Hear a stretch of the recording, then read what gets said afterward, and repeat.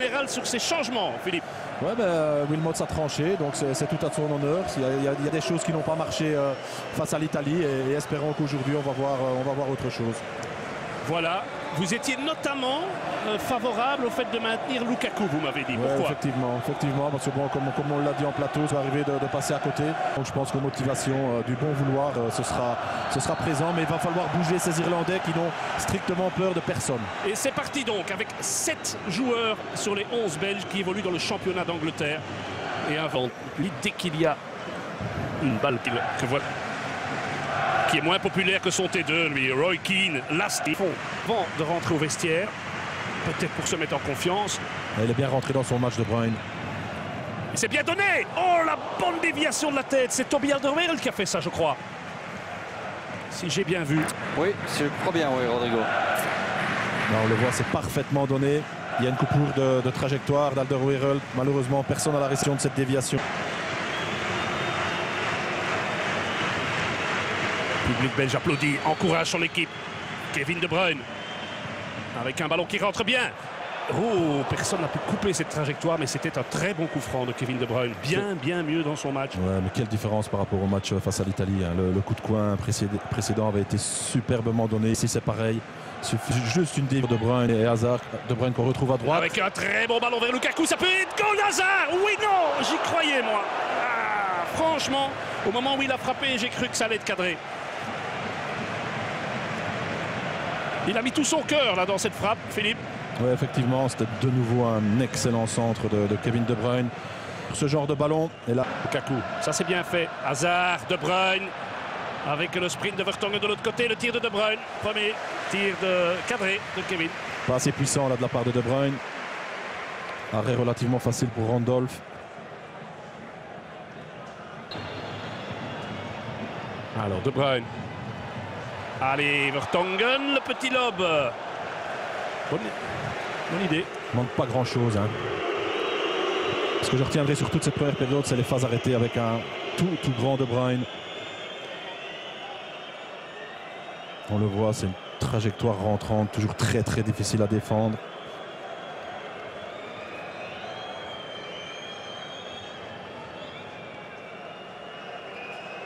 Oui, Oshie qui évidemment joue aussi.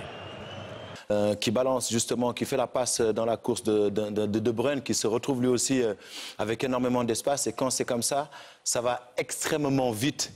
Parce que tout simplement, vous avez des joueurs comme Romelu, vous avez comme Witsel, comme De Bruyne, comme Hazard, comme Carrasco, qui vont très vite par rapport aux Irlandais qui sont beaucoup plus véloces que le sont les Irlandais. Donc c'est vrai que sur cette action-là, c'est toute la classe belge qui se dégage. Mais tout le monde qui court aussi, Carrasco qui appelle, Eden Hazard qu'on ne voit pas qui appelle aussi à gauche, et ça cartèle vraiment. Ça partait vraiment dans tous les sens, c'est-à-dire que tout le monde faisait l'appel vers le but adverse, et c'est ce qui a vraiment, c'est carrément un autre match, même si effectivement l'adversaire est autre. Mais voilà, on a retrouvé comment la Belgique aime jouer, c'est-à-dire en contre-attaque. Ouais, mais ça, on n'a pas toujours le choix de jouer en contre-attaque. Mais on n'a pas toujours le choix, et c'est pour ça que ça a été compliqué contre les Italiens. Mais voilà, quand par exemple vous jouez contre les Italiens et que vous savez qu'il y a une tactique qui est mise en place pour les contrer, il faut mettre une... De nouveau le bloc irlandais, le béton. Carrasco. Yannick Carrasco avec Thomas Meunier, le centre de Meunier, il est très bon pour Witsel, c'est goal! Putain de Witsel! Axel Witsel! Ah, ça fait du bien! Excel Witsel! Ça nous met à l'aise. On décale vers Carrasco, qui préfère jouer entrée pour Meunier. Là, le centre est absolument parfait. Il vient de la deuxième ligne, Witsel. Et l'assist de Thomas Meunier! Tête imparable de la part du joueur du Zénith. Et lui aussi, il a eu des détracteurs. Il en a eu beaucoup. Et ceux-ci se tairont aujourd'hui. Mertens qui va faire mal aussi. On voit. Et De Bruyne pied gauche. Et Mertens qui voulait un petit 1-2. Dès qu'il rentre au jeu, Mertens, il a cette vivacité. On le voit. Ah oui, mais c'est souvent comme ça. Je sais qu'il... Quel bon match de Thomas Meunier, vraiment. Et Hazard est passé. Il est passé. C'est du 2 contre 1 avec Lukaku. Ah, il peut la donner à Lukaku. Il va la donner à Lukaku. Et Lukaku qui va calmement nous mettre le troisième. Romelu Lukaku. Swijdrai et Tuedri dans les 3 langues nationales, s'il vous plaît. Ah oui, mais il a raison de le faire, Lukaku. L'extérieur du pied. Et là, toute la vivacité, il échappe à un tacle quand même très agressif. Et alors, franchement, là, le collectif de la part d'Eden, c'est splendide. Génial, Hazard, génial. Je ne sais pas si vous avez vu, mais il a fait le tour de l'assistant. Hein. Il est passé derrière l'assistant Hazard pour poursuivre son déboulé. C'est incroyable. Et jamais un joueur n'avait fait un doublé dans un match de phase finale de l'Euro. Il y en a un qui a fait un triplé contre l'Islande en 72, c'était Odopolonis.